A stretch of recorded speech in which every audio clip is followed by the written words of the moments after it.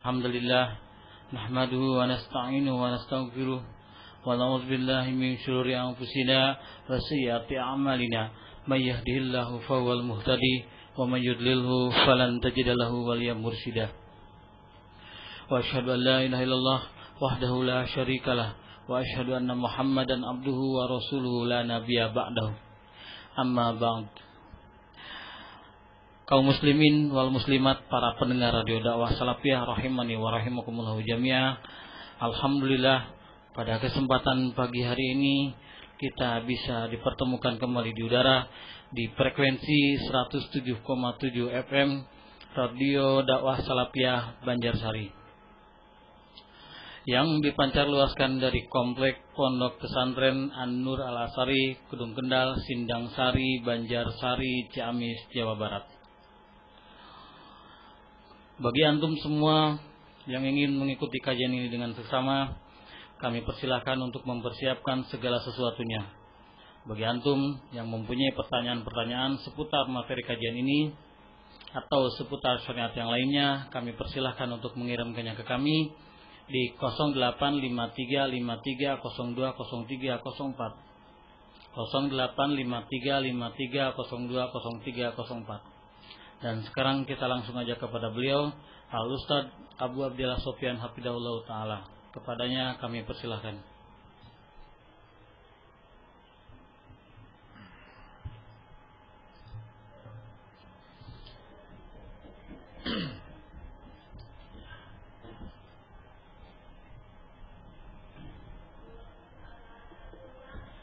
Bismillahirrahmanirrahim.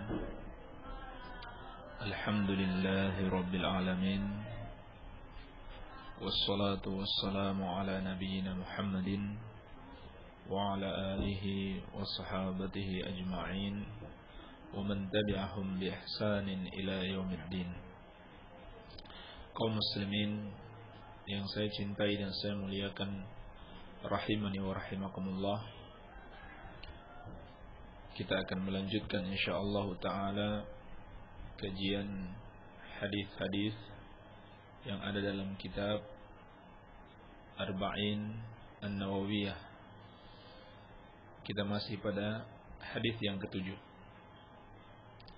Qala al-muallif rahimahullah, al-haditsus sabi', hadis yang ketujuh, an Abi Ruqayyah Tamim ibni Ausin Ad-Dari radhiyallahu anhu anna Nabi sallallahu alaihi wasallam qala, dari sahabat yang mulia Abu Ruqayyah Tamim bin Aus Ad-Dari, semoga Allah meridhoinya, bahwasannya Nabi sallallahu alaihi wasallam bersabda, ad-dinun nasihatu, ad-dinu an-nasihatu, agama itu adalah nasihat. Qulna, kami bertanya, yakni para sahabat, liman ya Rasulullah, nasihat bagi siapa ya Rasulullah? Qala lillahi wa li kitabihi wa li rasulihi wa li a'immatil muslimina wa ammatihim. Rasulullah sallallahu alaihi wasallam bersabda, nasihat bagi Allah, bagi kitabnya, bagi rasulnya, bagi para pemimpin kaum muslimin, dan bagi seluruh kaum muslimin. Rawahu Muslim, diriwayatkan oleh Al-Imam Muslim. Alhamdulillah, pada pertemuan yang lalu telah kita jelaskan beberapa hal yang berhubungan dengan hadis ini. Di antaranya yang dimaksud dengan nasihat kepada Allah adalah mentauhidkan Allah Subhanahu wa taala dan beribadah kepada Allah dengan ikhlas. Ini yang dimaksud dengan nasihat kepada Allah. Adapun nasihat bagi kitabnya adalah dengan meyakini dan mengamalkan isi dan kandungan kitab tersebut. Sedangkan yang dimaksud dengan nasihat bagi Rasulullah sallallahu alaihi wasallam adalah dengan ittiba kepada beliau, dengan mencontoh beliau sallallahu alaihi wa ala alihi wasallam. Sehingga orang yang bermaksiat kepada beliau, yang tidak mengikuti sunnah beliau, atau yang berbuat bid'ah di dalam agama, berarti bukan orang yang menegakkan nasihat bagi Rasulullah sallallahu alaihi wa ala alihi wasallam. Ini alhamdulillah telah kita jelaskan pada pertemuan yang lalu. Maka akan kita lanjutkan insyaallah taala penjelasan apa yang dimaksud dengan nasihat kepada para pemimpin kaum muslimin dan seluruh kaum muslimin. Dan sebelumnya perlu juga kita tegaskan bahwasannya ulama menjelaskan ucapan Nabi sallallahu alaihi wasallam ad-dinun nasihah itu dari sisi bahasa adalah terdiri dari mubtada dan khabar. Mubtada dan khabar. Ad-din mubtada, an-nasihah adalah khabarnya. Yang biasanya kalau mubtada itu ma'rifah, biasanya mubtada itu ma'rifah dan khabarnya itu nakirah, yaitu ad-dinu nasihatun. Tetapi di sini kedua-duanya ma'rifah, baik ad-din mubtada'nya maupun an-nasihah khabarnya. Maka di situ ada suatu makna tersendiri, yakni ifadatul hasar, bermakna al-hasar, pembatasan, bahwasannya agama itu betul-betul nasihat, betul-betul merupakan nasihat, atau nasihat itu merupakan agama itu sendiri. Karena telah kita jelaskan di dalam hadis ini, Nabi sallallahu alaihi wasallam menyebutkan 5 yang harus kita tujukan nasihat itu, dan masing-masing memiliki makna yang berbeda-beda, yaitu nasihat kepada Allah adalah mentauhidkannya, nasihat kepada kitabnya adalah dengan mengamalkannya, dan nasihat kepada Rasulnya adalah dengan meneladaninya. Ini semua inti dari agama. Ini semua merupakan inti agama.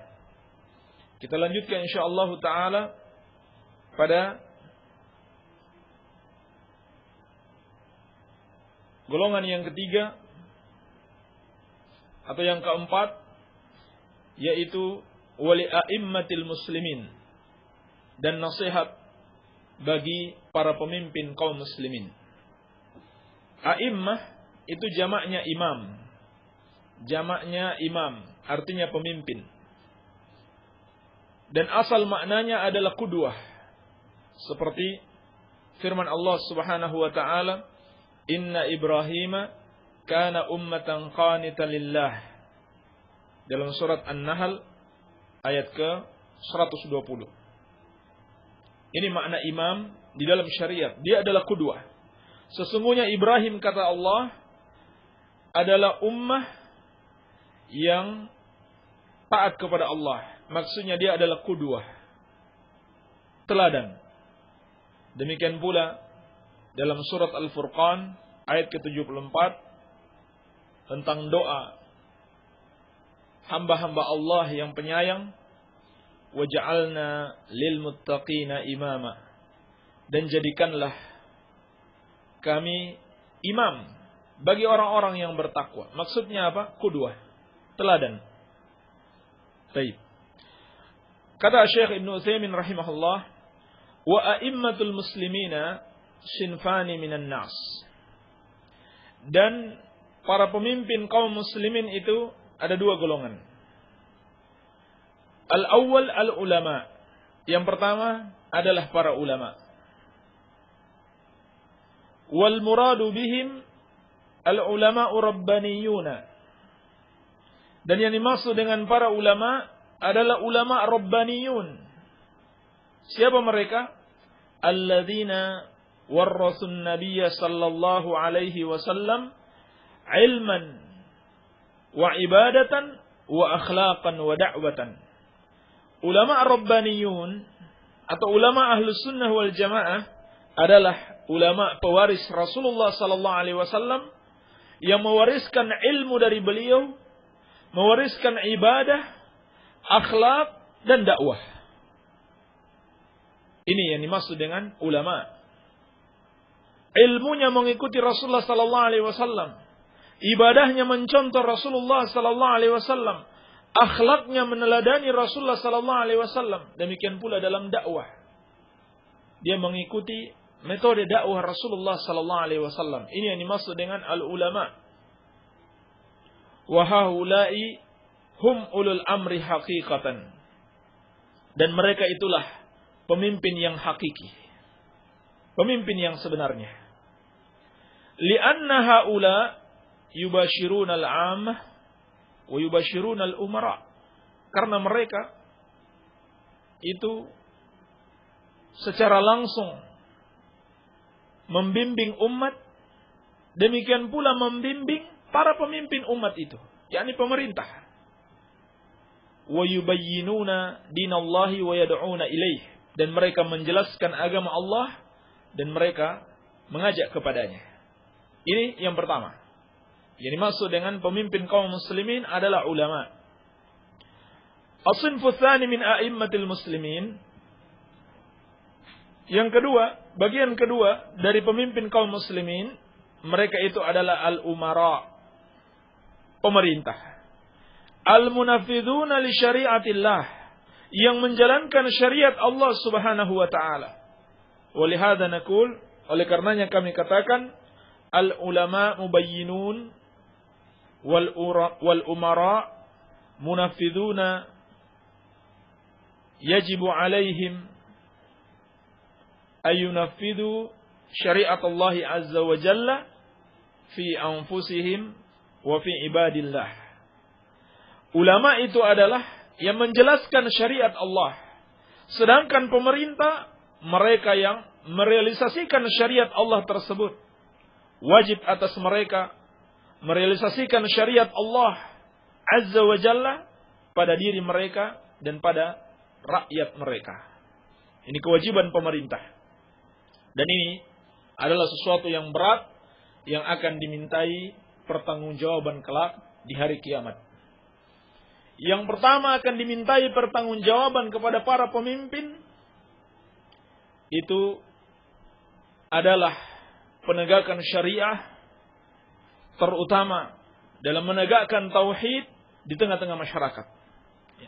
Bukan masalah ekonomi masyarakat dulu yang ditanyakan. Tetapi yang pertama ditanyakan bagaimana dia menegakkan agama di tengah-tengah masyarakatnya. Apakah dia adalah orang yang menjaga keimanan masyarakatnya agar tidak terpengaruh dengan pemahaman-pemahaman yang sesat dan membimbing mereka ke jalan yang benar, atau malah dia biarkan masyarakatnya terpengaruh dengan kesesatan-kesesatan atau melakukan perbuatan kemaksiatan, bahkan dilakukan beramai-ramai secara umum, didirikan tempat-tempat maksiat, bahkan tempat-tempat kesyirikan. Apabila dia membiarkan hal seperti ini, maka pertanggungjawabannya sangat berat di hari kiamat. Menjadi pemimpin itu tidak mudah.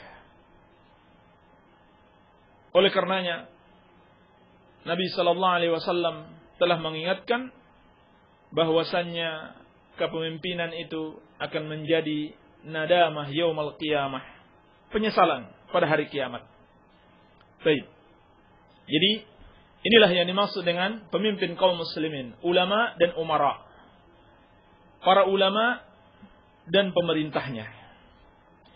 Kemudian, wan nasiha lil ulama takunu bi umurin. Dan yang dimaksud dengan nasihat kepada para ulama itu dengan beberapa perkara. Minha al-awwal. Di antaranya yang pertama, mahabbatuhum, mencintai mereka. Ini yang pertama. Ini yang dimaksud dengan nasihat kepada para ulama. Mencintai mereka. Li'annaka idza lam tuhib ahadan fa innaka lan tata'assa bihi. Karena engkau kalau tidak mencintai para ulama, maka tidak mungkin engkau meneladani mereka. Padahal mereka adalah pewaris para nabi. Dan bahkan ulama harus lebih kita cintai melebihi semua manusia yang ada di muka bumi ini. Yang ada di muka bumi hari ini. Sebab sudah tidak ada lagi nabi dan rasul. Demikian pula para sahabat. Andaikan ada nabi dan rasul, maka tentunya nabi dan rasul yang lebih kita cintai. Para nabi dan rasul telah meninggal, maka para ulama kedudukan mereka bagaikan para nabi di kalangan Bani Israel. Sebab Bani Israel dahulu, ulama mereka adalah para nabi mereka sendiri. Dikatakan oleh Rasulullah sallallahu alaihi wasallam, "Inna Bani Israel tasusuhumul anbiya, kullama halaka nabiyyun khalafahun nabi." Sesungguhnya Bani Israel senantiasa dibimbing oleh para nabi, dipimpin oleh para nabi. Setiap meninggal seorang nabi akan digantikan nabi yang lain. Kalau kita tidak ada nabi yang menggantikan Rasulullah sallallahu alaihi wasallam, maka kita hanya dibimbing oleh para ulama. Maka kedudukan para ulama di tengah-tengah kaum muslimin bagaikan para nabi di kalangan Bani Israel. Maka wajib bagi kita untuk mencintai mereka. Dan wala seorang muslim, kecintaan seorang muslim apabila dia mengikuti Al-Quran dan As-Sunnah, maka para ulama harus lebih dia cintai. Sebab Allah Subhanahu wa ta'ala memerintahkan kita untuk mencintai siapa yang Allah cintai. Maka seorang muslim yang sempurna kecintaannya kepada Allah, dia lebih mencintai orang yang Allah cintai dibanding siapapun juga. Siapa yang lebih Allah cintai, maka dia juga mencintainya melebihi kecintaannya kepada yang lainnya. Dan Allah mencintai orang-orang yang bertakwa kepadanya. Dan para ulama adalah orang-orang yang paling bertakwa kepada Allah Subhanahu wa ta'ala. Allah Subhanahu wa ta'ala berfirman, "Innama yakhshallaha min ibadihi al-ulama." Hanyalah yang takut kepada Allah, hanyalah yang bertakwa kepada Allah dari hamba-hambanya al-ulama. Maka hendaklah kita mencintai para ulama melebihi kecintaan kita kepada yang lainnya. Kenapa? Karena Allah lebih mencintai mereka dibanding yang lainnya. Baik. Jadi kecintaan seorang muslim adalah berdasarkan ketakwaan seseorang. Berdasarkan ketakwaan seseorang. Oleh karenanya Nabi sallallahu alaihi wasallam sangat mencintai Abu Bakar. Melebihi kecintaannya kepada Aisyah. Melebihi kecintaannya kepada Fatimah. Melebihi kecintaannya kepada Al-Hasan wal Husain. Abu Bakar yang paling dicintai oleh Rasulullah sallallahu alaihi wasallam melebihi kecintaannya kepada keluarganya sendiri. Kata Nabi sallallahu alaihi wasallam, "Lau kuntu muttakhidan min ummati khalila, lattakhadtu Abu Bakrin khalila." Andaikan boleh aku jadikan di antara manusia seorang khalil, seorang yang sangat-sangat dicintai selain Allah, maka tentunya Abu Bakar yang akan aku jadikan sebagai khalil. Kenapa? Karena Abu Bakar adalah orang yang paling terbaik karena ketakwaan beliau kepada Allah Subhanahu wa ta'ala. Maka demikian pula kita. Kita cintai para ulama, kita cintai orang-orang yang bertakwa sesuai ketakwaan mereka. Bukan malah kita musuhi. Orang-orang yang bertakwa kita musuhi. Ini akan mengundang permusuhan Allah Subhanahu wa ta'ala kepada kita. Sebab Nabi sallallahu alaihi wasallam telah mengingatkan sebagaimana dalam hadis qudsi, "Man adali waliyan faqad adzantuhu bil harbi." Barang siapa yang memusuhi waliku, ini orang yang aku cintai, maka aku umumkan perang terhadapnya. Maka ini yang pertama, mencintai para ulama. Ats-tsani, yang kedua, ma'unatuhum wa musa'adatuhum fi bayanil haqq. Menolong mereka dan membantu mereka di dalam menjelaskan al-haq, menjelaskan kebenaran. Inilah yang dimaksud dengan nasihat bagi para ulama. Menyebarkan ilmu para ulama. Fatanshuru kutubahum bil wasailil i'lamiyah al-mutanawwi'ah. Maka hendaklah engkau menyebarkan kitab-kitab para ulama dengan sarana-sarana penyebaran yang berbeda-beda. Allati takhtalifu fi kulli zamanin wa makanin. Yang berbeda-beda setiap zaman dan tempat. Sekarang alhamdulillah menyebarkan kitab-kitab para ulama dapat dengan mudahnya. Mudah kita cetak. Kalau kita punya dana, kita cetak, kita copy, kita sebarkan. Atau bahkan melalui media massa, melalui internet dan sebagainya. Dan yang paling terbaik adalah kita mempelajari kitab-kitab tersebut, kemudian kita sampaikan kepada umat. Ini yang dimaksud dengan nasihat kepada para ulama, menyebarkan ilmu yang diajarkan para ulama Ahlus Sunnah wal Jamaah. Karena para ulama itu sedikit sekali. Para ulama sedikit sekali. Sedikit orang-orang yang betul-betul berilmu dengan kitab Allah dan sunnah Rasulullah sallallahu alaihi wasallam. Maka perlu kita tolong, perlu kita bantu untuk menyebarkan ilmu para ulama. Kalau kita tidak membantu mereka, maka yang tersebar di tengah-tengah masyarakat adalah kejahilan. Dan yang bukan ulama akan dianggap ulama. Dan yang lebih parah lagi, kalau ada orang-orang yang merasa lebih tinggi dari para ulama. Karena menurut mereka, ulama katanya hanya duduk-duduk saja di majelis ilmu. Tidak keliling-keliling berdakwah seperti mereka. Dari masjid ke masjid. Baru bertobat kemarin, sudah disuruh berdakwah, disuruh ceramah, tanpa sedikit pun berusaha untuk mempelajari ilmu para ulama dan menyebarkan ilmu mereka. Pada akhirnya mereka sesat dan menyesatkan. Inilah yang diperingatkan oleh Rasulullah sallallahu alaihi wasallam seperti dalam hadis yang diriwayatkan oleh Imam Al-Bukhari dalam Kitabul Ilm. Kata Nabi sallallahu alaihi wasallam, "Innallaha la yaqbidul ilma intiza'an yantazi'uhu minal ibad." Sesungguhnya Allah tidak mengangkat ilmu itu secara sekaligus. Allah angkat dari hati hamba-hambanya. Dari hati para ulama. Tidak. Walakin yaqbidul ilma biqabdil ulama. Akan tetapi Allah subhanahu wa ta'ala mengangkat ilmu dengan mematikan para ulama. Hatta idza lam yubqi aliman ittakhadhan nasu ru'usan juhala. Fasu'ilu wa aftau bighairi ilmin fadallu wa adallu. Sampai ketika tidak ada seorang alim pun Allah tinggalkan. Allah sisakan di muka bumi ini. Maka manusia menjadikan pemimpin-pemimpin mereka orang-orang jahil. Orang-orang jahil.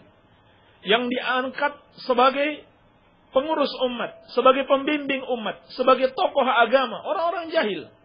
Maka apa yang terjadi? Fasu'ilu wa aftau. Mereka ditanya, lalu mereka pun berfatwa bighairi ilmin, tanpa didasari oleh ilmu. Fadallu wa adallu. Maka mereka pun sesat dan menyesatkan. Ini akibatnya, kalau kita tidak menyebarkan ilmu para ulama di tengah-tengah masyarakat, akan muncul ru'asa juhala. Para pemimpin-pemimpin umat yang jahil. Yang ketika ditanya tentang agama, ketika membimbing masyarakat dalam hal agama, mereka berbicara tanpa ilmu, maka mereka sesat dan menyesatkan. As-salis, yang ketiga, yang dimaksud dengan nasihat kepada para ulama, adzabbu an a'radihim, membela kehormatan mereka. Ini termasuk bagian yang terpenting dalam menghormati para ulama, yakni membela kehormatan mereka. Sebab ulama adalah orang-orang yang telah dimuliakan Allah Subhanahu wa taala. Allah berfirman dalam surat Al-Mujadalah, "Yarfa'illahu alladhina amanu minkum walladhina utul ilma darajat." Allah telah mengangkat orang-orang yang berilmu, orang-orang yang beriman di antara kalian dan orang-orang yang bertakwa beberapa derajat. Jadi Allah Subhanahu wa taala mengabarkan kepada kita, orang-orang yang bertakwa telah Allah angkat derajatnya. Dan di antara orang-orang yang bertakwa tersebut, Allah angkat lagi orang-orang yang berilmu di antara mereka. Maka sudah sepatutnya kita menghormati para ulama dan membela kehormatan mereka. Kenapa? Karena Allah menghormati mereka. Allah telah angkat derajat mereka. Maka termasuk dosa yang sangat besar kalau kita menjatuhkan kehormatan para ulama. Nabi SAW bersabda, "Laisa minna man lam yarham saghirana wa yujilla kabirana wa lam ya'rif li'alimina haqqahu." Bukan bagian dari kami seorang yang tidak menyayangi yang kecil di antara kami, dan tidak menghormati yang tua di antara kami, dan tidak mengetahui haknya seorang alim, haknya para ulama. Maka Rasulullah sallallahu alaihi wasallam telah mengabarkan kehormatan para ulama, sehingga kita juga berkewajiban membela kehormatan para ulama. Wa idza nusiba ila ahadin minal ulama ar-rabbaniyin syai'un yustankar fa 'alaika an tattakhidha hadhihi al-marahil. Dan apabila, kata beliau rahimahullah, dinisbahkan kepada salah seorang ulama rabbaniyin suatu perkara yang diingkari, suatu kemungkaran, maka hendaklah engkau mengikuti beberapa tahapan berikut ini. Jadi, kalau kita dengarkan ada suatu kemungkaran dinisbahkan kepada seorang ulama, bahwa ulama fulan mengatakan sesuatu yang mungkar, maka apa yang kita lakukan? Yang pertama, al-marhatul ula an tatasabbat min nisbatihi ilaih. Hendaklah engkau tasabbut, check and recheck. Pastikan dulu kebenaran penisbatan tersebut kepada ulama itu. Fakam min asya nusibat ila alim wa hiya kadzibun. Berapa banyak sesuatu yang disandarkan kepada seorang alim, fulan mengatakan demikian dan demikian, padahal itu dusta. Fala budda an tata'akkad, maka wajib bagimu untuk memastikan. Fa idza ta'akkadta min nisbatil kalam ilaih fantakil ilal marhalati tsaniyah. Kemudian kalau engkau sudah memastikan bahwasannya memang ucapan tersebut dikatakan oleh ulama itu, maka hendaklah engkau beralih pada tingkatan yang berikutnya. Yang kedua, wahia anta ta'ammal hal hadha mahallu intiqadin am la. Hendaklah engkau perhatikan, apakah yang diucapkan oleh ulama tersebut adalah sesuatu yang salah atau sebetulnya benar. Li'annahu qad yabdu lil insan fi awwali wahlatin annal qaul muntaqad. Karena bisa jadi nampak bagi seseorang pada permulaannya bahwa ucapan tersebut salah. Wa inda ta'amul yara annahu haq. Tapi setelah dia teliti dengan baik, ternyata itulah kebenaran. Fala budda an tata'ammal hatta tanzura hal huwa muntaqadun am la. Maka wajib bagi engkau untuk memperhatikan, meneliti, sampai engkau dapati apakah ucapan tersebut benar atau salah. Baik, ini marhalah yang kedua. Marhalah yang ketiga, tingkatan yang ketiga, tahapan yang ketiga. Idza tabayyana annahu laisa bimuntaqadin, apabila menjadi jelas bahwa ucapan ulama tersebut sebenarnya tidak salah, hanya orang-orang saja menganggap salah, tapi sebenarnya tidak salah, sesuai dengan Al-Quran dan Sunnah. Fal wajib an tadhubba anhu, maka wajib bagi engkau untuk membela dia. Wa tanshuru hadza bainan nas, dan engkau sebarkan ini di tengah-tengah manusia. Wa tubayyin anna ma qalahu hadzal alim haqqun, dan engkau jelaskan bahwasanya yang dikatakan alim ini, ulama ini adalah benar. Wa in khalafa ma alaihi nas, meskipun diselisihi oleh banyak orang. Inilah yang sering terjadi. Banyak orang mengkritik ucapan para ulama Ahlus Sunnah wal Jamaah, terutama yang berhubungan dengan kritikan terhadap kesyirikan mereka, bid'ah mereka, padahal mereka yang salah, bukan ulama tersebut. Maka kalau kita sudah tahu ternyata yang salah adalah kebanyakan orang, maka kita jelaskan kepada mereka. Yang betul adalah apa yang dikatakan para ulama itu. Tauhid itu seperti ini. Sunnah itu seperti ini. Apa yang kalian lakukan adalah syirik. Apa yang kalian lakukan adalah bid'ah. Tinggalkan. Kemudian al-marhalatur rabi'ah, tahapan yang keempat. Idza tabayyana laka hasab ra'ik. Apabila menjadi jelas bagimu sesuai dengan pendapatmu, annama nusiba ilal alim, bahwa yang dinisbahkan kepada alim tersebut, wasahat nisbatuhu ilaihi laisa bihaq, dan benar-benar penisbatannya itu kepada beliau, memang benar-benar beliau yang mengucapkannya, maka bahwasanya itu bukan suatu kebenaran, fal wajib an tattasila bihadzal alim, maka wajib bagi engkau untuk menghubungi ulama tersebut bi adabin wa waqarin, dengan adab dan ketenangan. Wa taqul sami'tu anka kadza wa kadza, dan engkau mengatakan aku mendengar dari engkau wahai syekh, misalkan engkau mengatakan ini dan itu. Wa uhibbu an tubayyina li wajha dzalik, dan aku ingin engkau menjelaskan kepadaku sisi pendalilannya. Li'annaka a'lam minni, karena engkau lebih tahu dariku. Demikian ucapan kita kepada para ulama dengan penuh penghormatan, dengan penuh adab.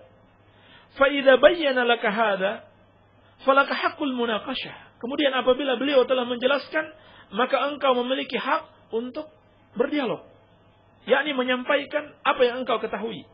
Lakin biadabin wa ta'dhimin lahu, tetapi dengan penuh adab dan penghormatan kepadanya. Bihasabi makanatihi wa bihasabi ma yaliqu bihi, sesuai dengan kedudukannya dan sesuai dengan yang pantas untuknya.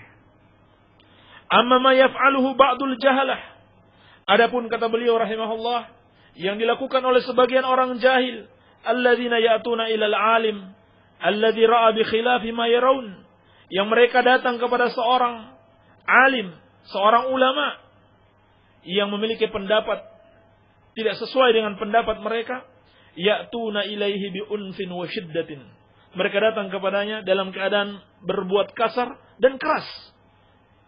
Wa rubbama naqadu aydiyahum fi wajhil alim, bahkan bisa jadi tangan mereka itu berlaku kurang ajar, ya, di wajah seorang alim. Wa qalu lahu, dan mereka katakan kepadanya, ma hadzal qaulul ladzi ahdathtahu, ma hadzal qaulul munkar. Mereka katakan kepadanya, pendapat apa yang engkau ada-adakan ini? Pendapat mungkar. Wa anta la takhafullah, engkau tidak takut kepada Allah. Wa ba'da ta'ammul tajidul alim muwafiqan lil hadits wa humul mukhalifuna lahu.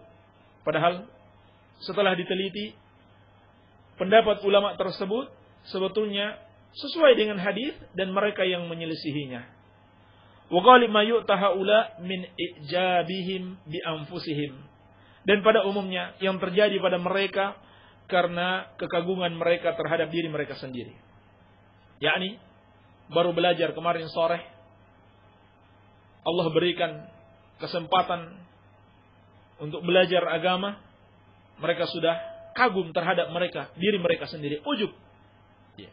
Apalagi yang sudah sempat belajar di Timur Tengah, ya, belajar di Yaman, di Arab Saudi, kemudian merasa sudah lebih pintar dari para ulama, mudah sekali menyalahkan para ulama.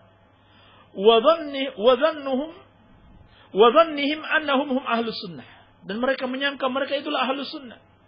Wa annahum humul ladzina ala tariqis salaf, dan mereka menyangka mereka sajalah yang berada di atas jalan salaf.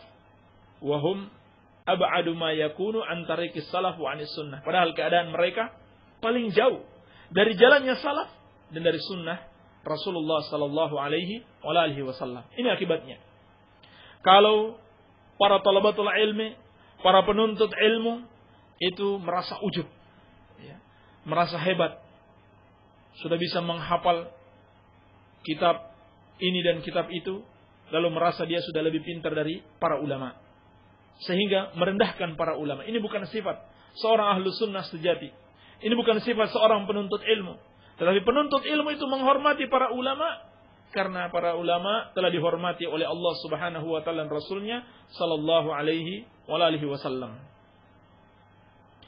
Fal insan idza a'jaba bi nafsihi nas'alullah as-salama ra'a ghairahu kadzur fahdhar hadza. Kata Syekh rahimahullah, demikianlah manusia apabila dia telah ujub dengan dirinya, dia telah merasa dirinya hebat, kita mohon kepada Allah keselamatan, maka dia akan melihat selainnya itu bagaikan sesuatu yang kecil, ya, seperti biji-bijian, tidak ada harganya di depan matanya.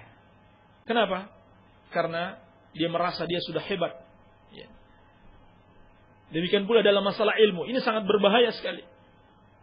Baru belajar sedikit, dia kira dia sudah melebihi para ulama, sehingga berani menyelisihi pendapat-pendapat para ulama ahlus sunnah wal jamaah. Ya.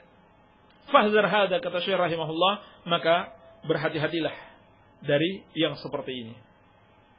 Dan Nabi SAW telah mengingatkan, salasun muhlikat. Ada 3 yang membinasakan manusia, di antaranya i'jabul mar'i binafsihi, kekaguman seseorang terhadap dirinya sendiri. Kaum muslimin rahimani wa rahimakumullah, maka inilah yang dimaksud dengan nasihat kepada para ulama.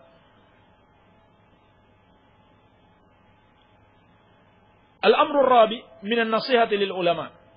Baik, masih ada 2 poin lagi yang dimaksud dengan nasihat kepada ulama. Annaka idza ra'aita minhum khata'an fala taskut. Engkau apabila melihat kesalahan para ulama, maka jangan kamu diam. Wa taqulu hadza a'lamu minni. Kemudian engkau mengatakan dia lebih tahu dari aku. Bal tunaqish bi adabin wa ihtiramin. Tapi hendaklah engkau berdialog dengan mereka dengan penuh adab dan penghormatan. Jadi ini juga salah. Kalau melihat kesalahan dilakukan para ulama, kemudian kita diam saja. Lalu mengatakan, dia kan lebih tahu dari aku. Tidak. Kalau engkau lihat salah, maka diskusikan. Tetapi dengan penuh adab dan penghormatan. Li'annahu ahyanan. Karena kadang-kadang, yakhfa 'alal insani al-hukmu fayunabbihuhu man huwa dunahu fil ilmi. Tersembunyi dari seseorang hukum sesuatu, maka hendaklah diingatkan orang yang di bawahnya dari sisi ilmu. Yani diingatkan oleh orang yang tidak lebih alim dari dia. Fayunabbihu wa hadza minan nasihah lil ulama. Maka diingatkan. Ini termasuk nasihat kepada para ulama. Ini yang keempat. Jadi jangan diam. Kalau kita lihat jelas salah, jangan kita katakan karena dia alim berarti semua yang dia katakan benar. Tidak. Itu bukan nasihat. Al-khamis, yang kelima, yang terakhir, antadullahum ala khair ma yakunu fi da'watin nas. Hendaklah engkau tunjukkan kepada para ulama terhadap suatu kebaikan dalam dakwah kepada manusia. Misalkan, fara'aita hadzal alim muhibban li nashril ilmi. Apabila engkau melihat seorang ulama senang menyebarkan ilmu, wa yatakallamu fi kulli makanin, dan dia berbicara di setiap tempat. Wa taran nasa yatathaqalunahu wa yaquluna hadza athqala alaina. Dan engkau melihat orang-orang itu merasa berat. Setiap kali ada kesempatan seorang alim ini berbicara menasihati manusia, pada akhirnya mereka merasa berat. Sampai mereka mengatakan beliau telah memberatkan kami. Kullama jalasna qama yuhaddits. Setiap kami duduk, beliau berdiri untuk menasihati kita. Faminan nasihati li hadzal alim an tushira alaihi alla yatakallama illa fima yunasibul maqam. Maka termasuk nasihat kepada ulama ini, maka hendaklah engkau isyaratkan kepada beliau untuk tidak berbicara kecuali apabila keadaannya itu memungkinkan. Kalau tidak memungkinkan, tunda dulu. Nanti orang bosan. La taqul inni idza qultu dzalika mana'tuhu min nashril ilm. Dan jangan engkau katakan, kalau saya larang dia, maka berarti saya melarang dia menyebarkan ilmu. Bal hadza fil waqi' min hifdzil ilm. Bahkan kalau engkau melarangnya, hakikatnya itu adalah penjagaan terhadap ilmu. Li'anna an-nasa idza mallu sa'imu minal alim wa min hadithihi. Karena orang-orang kalau mereka bosan, maka mereka akan berpaling dari sang alim ini dan dari pembicaraannya. Jadi maksud beliau, kalau ada orang alim yang betul-betul semangat menyebarkan ilmu dan terkadang beliau tidak memperhatikan keadaan orang, terkadang tidak sesuai, tidak memungkinkan untuk disampaikan, tetap dia menyampaikan, maka dinasihati. Walihada kana Nabi sallallahu alaihi wasallam yatakhawwalu ashabahu bil mau'idah. Oleh karenanya Nabi sallallahu alaihi wasallam itu menjarang-jarangkan nasihat kepada para sahabatnya. Artinya tidak sering-sering banget. Yakni la yukthirul wa'dha alaihim. Yakni beliau tidak memperbanyak nasihat kepada mereka. Ma'anna kalamahu sallallahu alaihi wasallam mahbubun ilan nas. Padahal ucapan Nabi sallallahu alaihi wasallam disukai oleh jiwa. Mahbubun ilan nufus. Khasyatas sa'amah. Kenapa? Karena beliau khawatir mereka bosan. Beliau khawatir mereka bosan. Ini seperti hadis dikeluarkan oleh Al-Imam Al-Bukhari dalam Kitabul Ilm. Wal insan yajibu an yakuna ma'an nas karra'i yakhtaru ma huwa anfa'u wa ajda. Maka hendaklah seseorang dalam bergaul dengan manusia hendaklah seperti seorang pengembala.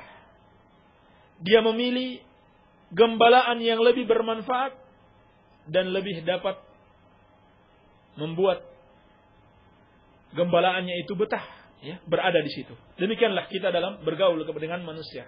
Hendaklah kita pilih sesuatu yang sangat bermanfaat untuk mereka dan tidak membuat mereka bosan, ya, mendengarkan nasihat-nasihat kita. Ini saja yang kita bisa sampaikan pada kesempatan kali ini. Semoga ada manfaatnya. Wabillahi taufik. Walhamdulillahirabbil alamin. Kaum muslimin wal muslimat, para pendengar radio dakwah salafiyah rahimani wa rahimakumullah jami'an. Alhamdulillah, barusan kita telah mendengarkan pembahasan mengenai bagaimana diantaranya itu bagaimana sikap kita seharusnya terhadap para ulama, menghormatinya dan mengikutinya. Ihwafillah, para pendengar radio dakwah salafiyah rahimani wa rahimakumullah jami'an. Baiklah, sekarang kita akan menginjak kepada pembahasan mengenai pertanyaan-pertanyaan. Bagi antum semua yang mempunyai pertanyaan-pertanyaan seputar materi kajian ini atau seputar syariat yang lainnya, kami persilahkan untuk mengirimkannya ke kami di 085353020304, 085353020304, atau bisa juga mengirimkannya melalui surat kelamat kami, yakni Pondok Pesantren An-Nur Al-Asari, Kedung Kendal, Sindang Sari, Banjarsari, Ciamis, Jawa Barat.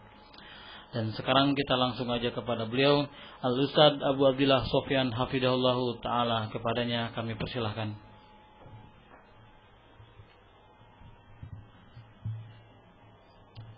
Bismillahirrahmanirrahim. Salatu wassalamu ala rasulillah. Ba'd.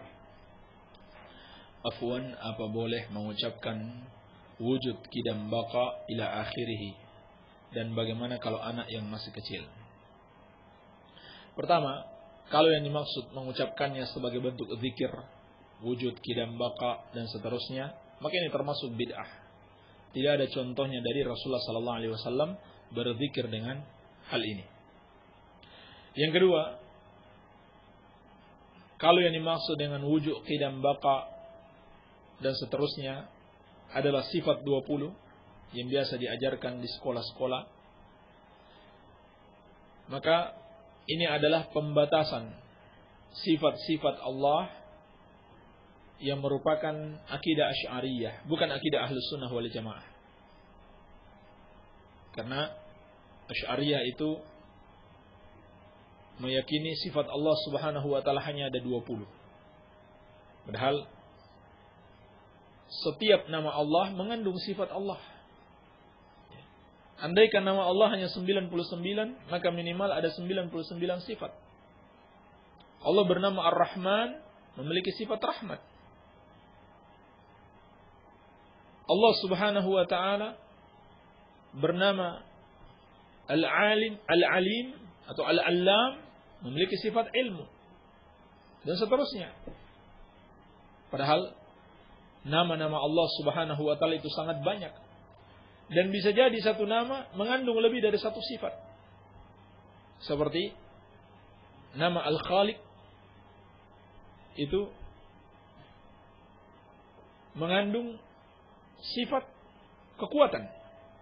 Sebab tidak akan mampu mencipta orang yang zat yang tidak memiliki kekuatan. Juga mengandung sifat hayat, kehidupan. Juga mengandung sifat ilmu. Karena tidak akan bisa mencipta zat yang tidak memiliki ilmu atau tidak hidup. Jadi, andaikan nama Allah itu hanya 99, maka berarti minimal ada 99 nama. Maka bagaimana lagi kalau setiap nama itu mengandung lebih dari satu sifat? Iya. Jadi sifat-sifat Allah Subhanahu wa taala itu sangat banyak dan bahkan tidak terbatas. Seperti dalam doa Rasulullah sallallahu alaihi wasallam, Allahumma inni as'aluka bikulli ismin huwa laka. Ya Allah, aku memohon kepadamu dengan setiap namamu. Zammaita bihi nafsak, yang engkau namakan untuk dirimu. Au anzaltahu fi kitabik, atau engkau turunkan di dalam kitabmu. Au 'allamtahu ahadan min khalqik, atau engkau ajarkan kepada salah seorang dari makhlukmu, yakni para rasul. Au ista'tharta bihi fi 'ilmil ghaibi indak, atau yang engkau khususkan ilmunya pada ilmu gaib yang ada di sisimu. Maka dalam hadis ini Nabi sallallahu alaihi wasallam mengabarkan ada nama Allah yang Allah turunkan dalam kitabnya. Ada nama Allah yang Allah ajarkan pada salah seorang dari makhluknya. Ada nama Allah yang Allah tidak ajarkan kepada manusia. Menunjukkan nama-nama Allah itu sangat banyak, tidak terbatas. Sehingga sifat-sifat Allah Subhanahu wa taala juga sangat banyak. Karena setiap nama Allah mengandung sifat Allah. Berarti akidah sifat 20 ini bukan akidah Ahlus Sunnah, memang dia adalah akidah Asy'ariyah. Assalamualaikum Ustaz. Waalaikumsalam. Setelah sholat tahajud jam 3 selesai, sambil menunggu waktu subuh tiba, saya baca Al-Quran. Apa boleh? Mohon dijawab. Matur nuwun dari Sidrajah. Ini amal saleh, suatu amalan yang utama. Iya, sangat boleh sekali. Bismillah, afwan, tolong dijelaskan. Apa ikhwan yang kuliah di Lipia Jakarta bisa kita langsung katakan sururi atau hizbi tanpa tabayyun, meskipun dia bermajelis dengan para asatidzah Jakarta dan dia istiqamah di atasnya? Serta apakah kita boleh mengambil faidah darinya? Ini adalah salah satu manhaj yang keliru, ya, di dalam menghukumi seseorang itu sururi atau seorang hizbi. Ya. Di dalam menghukumi seseorang adalah dengan kaidah-kaidah yang diajarkan para ulama Ahlus Sunnah wal Jamaah. Seorang dikatakan menyimpang, seorang dikatakan sururi atau hizbi apabila dia bersifat dengan sifat-sifat sururi atau hizbi.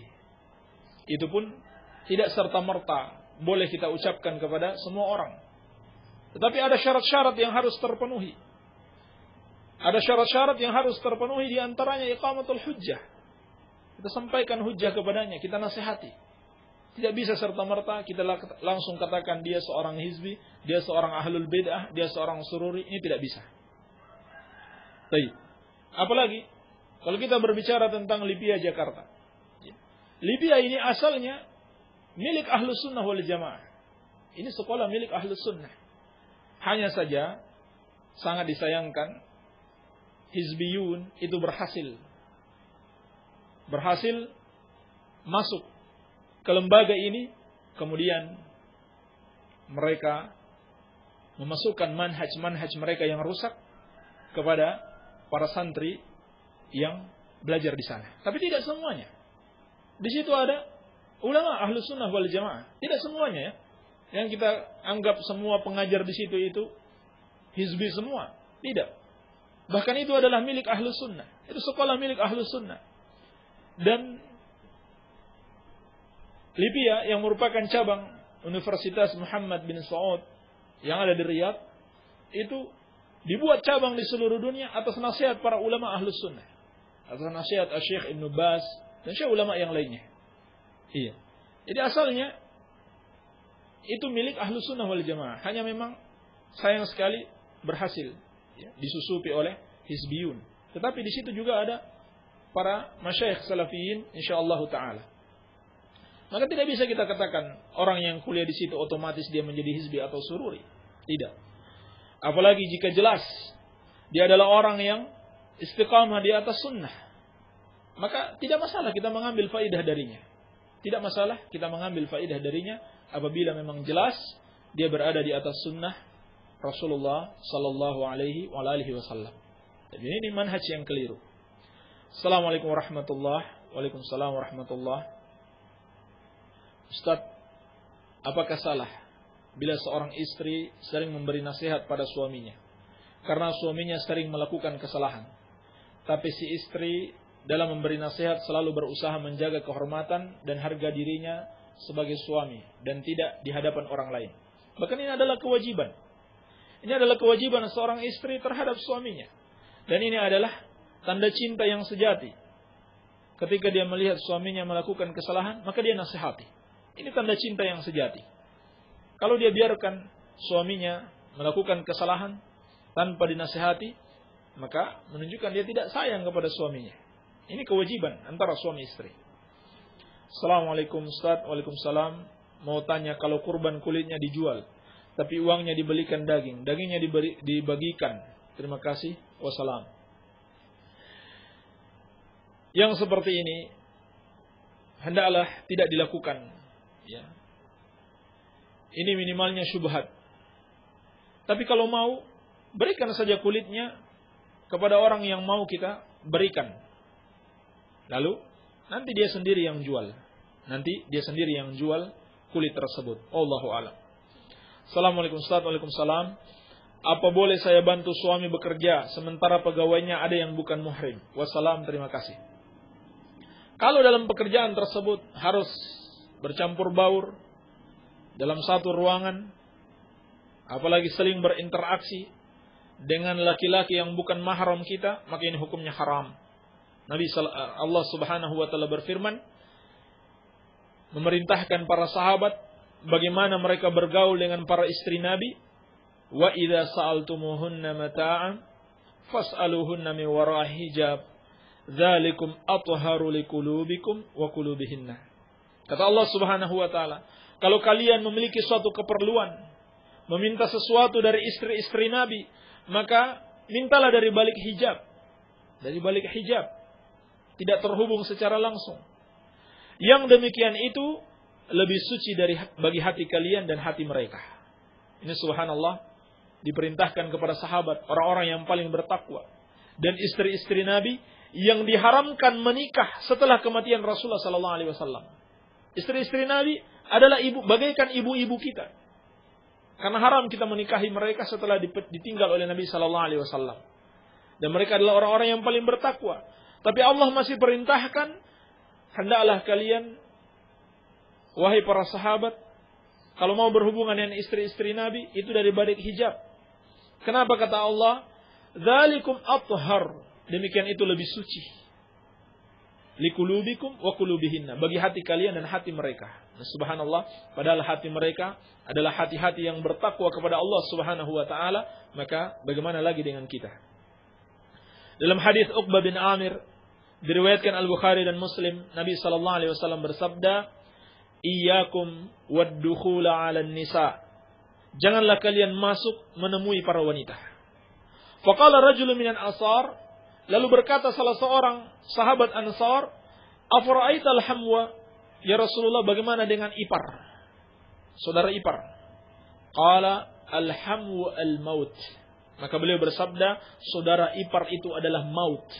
Ulama menjelaskan, yakni bahaya bergaul antara seseorang dengan saudara iparnya yang lain jenis, itu bagaikan kematian. Ya, bahayanya bagaikan kematian. Jadi dilarang oleh Rasulullah sallallahu alaihi wasallam meskipun saudara ipar. Baik. Ada dai Muhammadiyah berkata, qomat itu haknya muadzin karena salat itu seperti upacara. Imam itu pembina upacara, muadzin itu pemimpin upacara. Jadi kalau ada makmum yang qomat berarti dia telah merebut hak muadzin seperti peserta upacara yang merebut hak pemimpin upacara. Ini adalah peserta upacara yang enggak waras. Benarkah qomat itu harus oleh muadzin, enggak boleh yang lain? Kalau mengikuti logika orang ini berarti Allah itu sama dengan bendera. Subhanallah amma yasifun. Maksudnya Allah dari apa yang mereka sifatkan. Memang benar, qomat itu adalah hak muadzin. Karena dalam hadis-hadis yang menyebutkan tentang adzan, Bilal radhiyallahu anhu yang adzan, maka dia pula yang qamat. Dia pula yang qamat. Ini sunnah. Ini sunnah. Baik. Tapi kalau misalkan muadzinnya berhalangan, maka tidak mengapa. Yang lain yang qamat. Baik. Tetapi yang menjadi masalah adalah metode di dalam menetapkan hukum. Walaupun benar hasilnya, tapi metode ini salah. Panduan kita adalah Al-Quran dan As-Sunnah. Bukan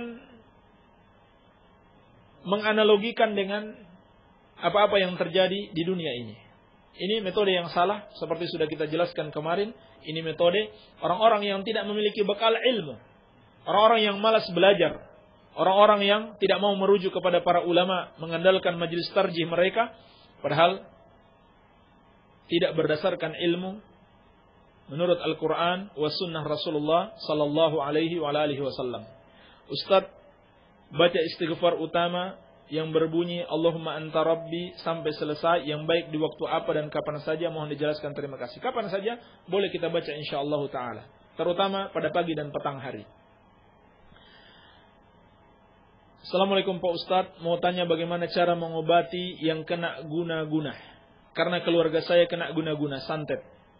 Kata dukun kena santet, udah banyak dukun yang saya datangi, semuanya disantet dan akan dihabiskan seturunan. Sekarang ketiga turunan. Apakah saya salah Ustadz dengan pergi ke dukun untuk nyareat supaya keluarga sembuh? Karena di daerah saya nggak ada Ustadz yang bisa mengobati teluh. Jawabannya ditunggu lewat SMS. Hatur nuhun Pak Ustadz Saripudin di Karangcingkrang. Ditunggu jawabannya dan jalan keluarnya. Tolong di SMS kepada beliau bahwasannya mendatangi dukun untuk mengobati sihir atau guna-guna adalah suatu kesalahan yang fatal, suatu kesalahan yang besar. Nabi SAW seperti dalam Sahih Muslim, beliau bersabda, "Man ata arrafan fasa'alahu an syai' lam tuqbalahu salatun 40 yauman." Barang siapa yang mendatangi dukun, lalu dia bertanya sesuatu kepadanya, maka tidak diterima salatnya selama 40 hari. Demikian pula sabda Nabi sallallahu alaihi wasallam, "Man ata arrafan, man ata kahinan aw arrafan fasaddaqahu bima yaqul, faqad kafara bima unzila ala Muhammadin sallallahu alaihi wasallam." Barang siapa yang mendatangi dukun atau tukang ramal, kemudian dia percaya dengan ucapan mereka, maka dia telah kafir terhadap Al-Qur'an yang diturunkan kepada Rasulullah sallallahu alaihi wasallam.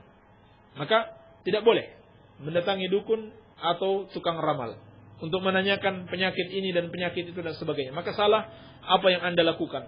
Hendaklah bertobat kepada Allah Subhanahu wa taala dan tidak boleh mendatangi dukun. Lalu bagaimana solusinya? Solusinya adalah dengan doa dan dengan zikir-zikir kepada Allah Subhanahu wa taala ataupun ayat-ayat Al-Qur'anul Karim. Ini cara pengobatan sihir, cara pengobatan guna-guna. Mudah sekali insyaallah taala. Tetapi yang paling penting, hal itu harus dilandasi dengan tawakal dan pengharapan kepada Allah Subhanahu wa taala. Ini yang paling penting. Iya. Di sini kita akan kutipkan penjelasan Asy-Syaikh Ibnu Baz rahimahullah dalam kitab beliau Hukmus Sihri wal Kahana wa ma yata'allaqu biha, hukum sihir dan perdukunan dan apa yang berhubungan dengannya. Bagaimana mengobati sihir dan menangkal sihir. Kata beliau rahimahullah, mengobati sihir sebelum terjadi atau menangkal sihir sebelum terjadi, yang paling penting dan paling bermanfaat adalah menjaga diri dengan zikir-zikir yang sesuai syariat. Dan doa-doa perlindungan yang ada dalam Al-Quran was Sunnah. Di antaranya membaca ayat kursi. Membaca ayat kursi setiap selesai sholat. yakni selesai membaca zikir-zikir yang disyariatkan, baca ayat kursi. Baik. Demikian pula membaca ayat kursi tersebut sebelum tidur. Membaca ayat kursi tersebut sebelum tidur, kemudian ditambah dengan membaca Qul huwallahu ahad, Qul a'udzu birabbil falaq, dan Qul a'udzu birabbin nas. Ini juga dibaca setiap selesai sholat. Setiap selesai sholat.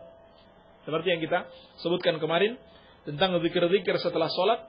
Qul huwallahu ahad, Qul a'udzu birabbil falaq, Qul a'udzu birabbin nas. Bahkan secara khusus surat Qul a'udzu birabbil falaq sampai selesai dan Qul a'udzu birabbin nas sampai selesai itu turun ketika Rasulullah sallallahu alaihi wasallam diguna-guna, disantet, disihir oleh seorang Yahudi. Lalu Allah Subhanahu wa taala mengutus malaikat Jibril alaihi salam membawa surat Qul a'udzu birabbil falaq dan Qul a'udzu birabbin nas. Baca ini. Baca baik bagi orang yang sakit maupun kita bacakan untuknya. Kita bacakan di dekatnya. Kita niatkan untuk meruqyah dia. Baik.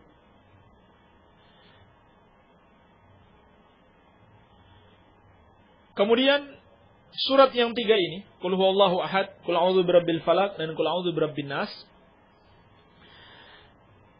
dibaca 1 kali setiap kali habis salat. Dan dibaca 3 kali pada selesai sholat fajar dan selesai sholat maghrib. Jadi zuhur, asar, dan isya dibaca 1 kali. Adapun selesai subuh dan maghrib dibaca 3 kali. Sebagai bagian dari zikir pagi dan petang. Baik, ini diantaranya untuk menangkal sihir. Demikian pula kata beliau rahimahullah, membaca 2 ayat di akhir surat Al-Baqarah pada awal malam.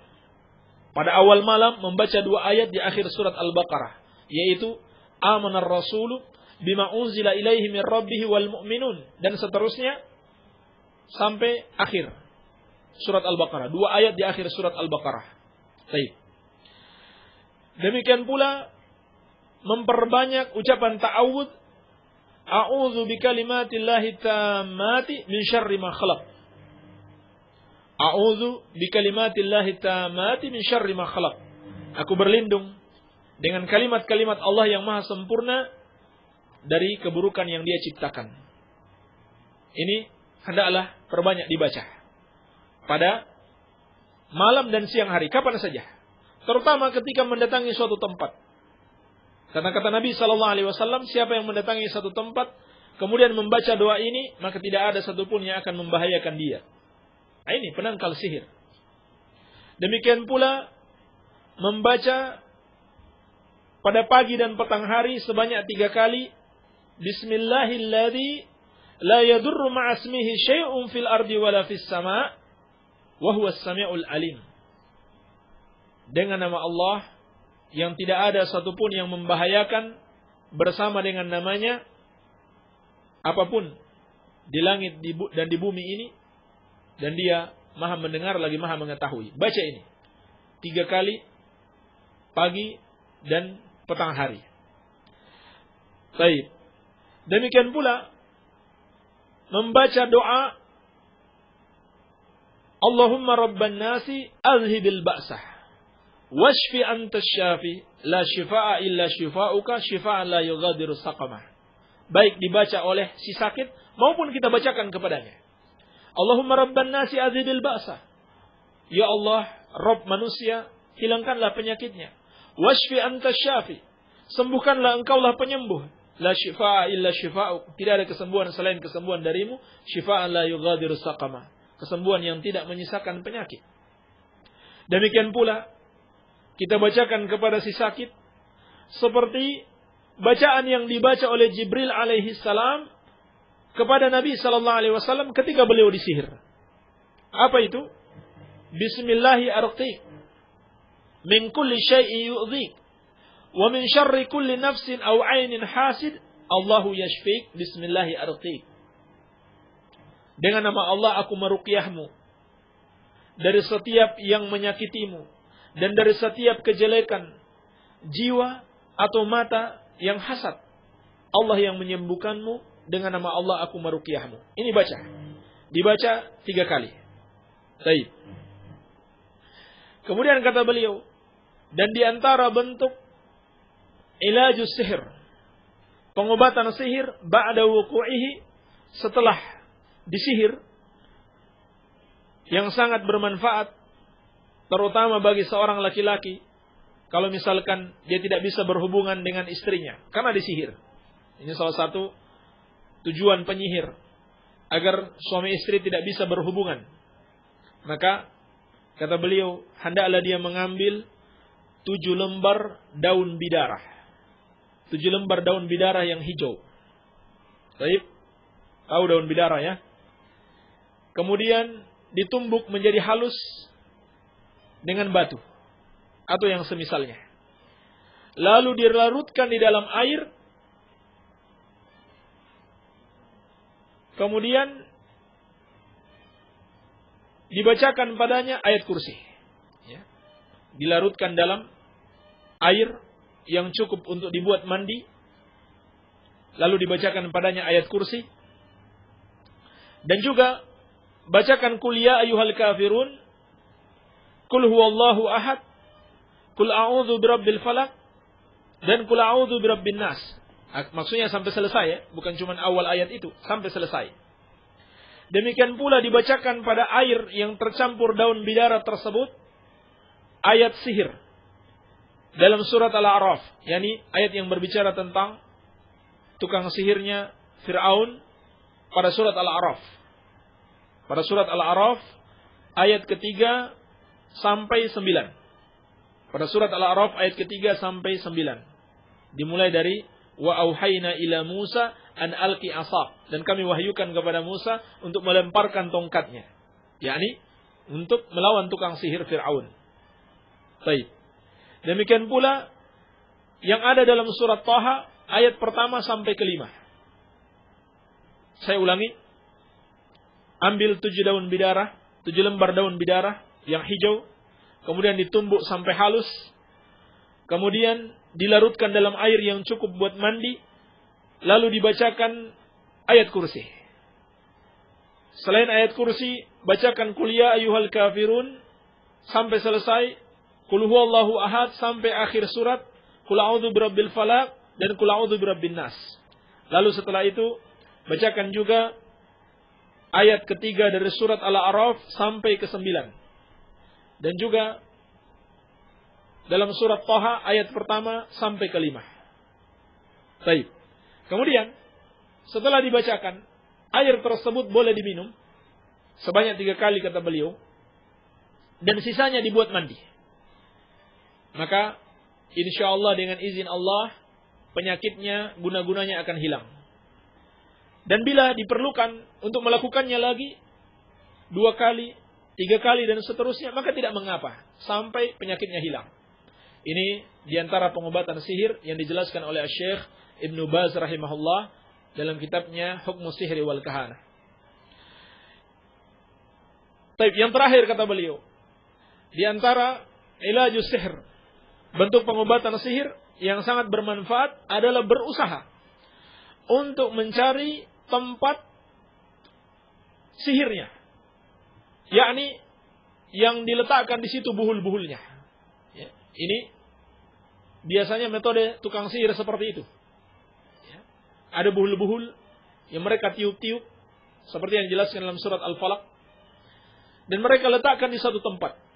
Mereka letakkan di suatu tempat. Maka dicari buhul-buhul tersebut, kemudian dihancurkan. Kemudian dihancurkan, maka insyaallah ta'ala dengan dihancurkan